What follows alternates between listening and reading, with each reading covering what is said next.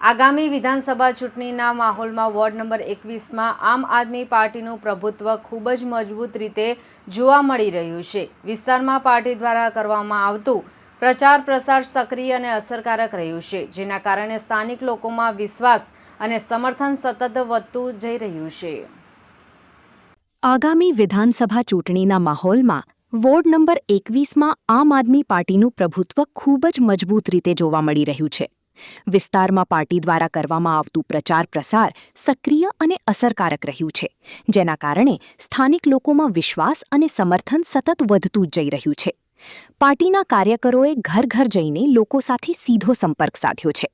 તેઓએ પોતાની નીતિઓ, વિકાસ કાર્યો અને ભવિષ્યની યોજનાઓ વિશે લોકોને માહિતગાર કર્યા છે। સાથે સાથે જનતાની સમસ્યાઓને પણ ધ્યાનપૂર્વક સાંભળવાનો પ્રયાસ કર્યો છે। આ પ્રકારના સંવાદથી લોકોમાં પાર્ટી પ્રત્યે સકારાત્મક અભિગમ વિકસતો જોવા મળી રહ્યો છે। ચૂંટણીના આ મહત્વપૂર્ણ સમયમાં પાર્ટીનું સંગઠિત અને જુસ્સાભર્યું પ્રચાર દર્શાવે છે કે વોર્ડ નંબર 21માં મુકાબલો ખૂબ જ રસપ્રદ બનવાનો છે। હાલની પરિસ્થિતિને જોતા આમ આદમી પાર્ટી અહીં મજબૂત સ્થિતિમાં દેખાઈ રહી છે, જે ચૂંટણીના પરિણામોને લઈને ઉત્સુકતા વધારી રહી છે। નમસ્કાર, મારું નામ દિવ્ય ઠક્કર છે। હું આમ આદમી પાર્ટીનો વોર્ડ નંબર 21નો ઉમેદવાર છું। હું આપ સૌને એક વાત જરૂરથી કહીશ, આ વખતે આપણે પરિવર્તન કરવાનું છે અને ઝાડુનું બટન જ દબાવવાનું છે।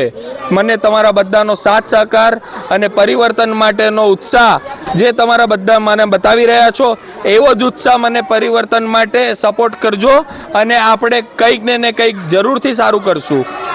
જીતેગા ભાઈ, જીતેગા। કયા નંબર દબાવવાના છે વોટિંગ? અમારો ક્રમાંક નંબર 3 છે અને મારા સાથી ઉમેદવારનો ક્રમાંક નંબર 10 છે। એટલે ઝાડુનું બટન 21 નંબરની અંદર અમારી પેનલમાં ખાલી 2 જ વ્યક્તિ છે, તો એ બંનેને તમે સરખો સમર્થન કરજો। સાહેબ, સમગ્ર વિસ્તાર જે રહ્યો છે વોર્ડ નંબર 21 ભાજપનો ભગવો દર વખતે લહેરાતો આવ્યો છે, તમારી શું તૈયારી છે? દર વર્ષે ભાજપનો ભગવો લહેરાતો આવ્યો છે, એ જ કારણથી આજે આપણા વોર્ડની અંદર ખાડા ટેકરા છે, પાણી ભરાઈ જાય છે, રોડ રસ્તાઓના કામ નથી થતા, ખાલી ને ખાલી પેચવર્ક કરવામાં આવે છે। સુરત આ સિટી વિસ્તારના લીધે છે, આપણા વોર્ડ નંબર 21ના લીધે છે। તો જ્યારે વોર્ડ નંબર 21 પર કોઈ કાર્ય કર્યું જ નથી, ખાલી જે વિકસિત વિસ્તાર છે ગોળદોડ પીપલોદ, એની જ વાત કરીને એ લોકો એક જ તરફી વાત કરે છે, પણ સોની ફળિયા, નાનપુરા, માછીવાડ એ બધો પણ તો 21 નંબરનો જ ભાગ છે ને, તો એના પર કેમ કોઈ કામ નથી કરતું? ઓકે।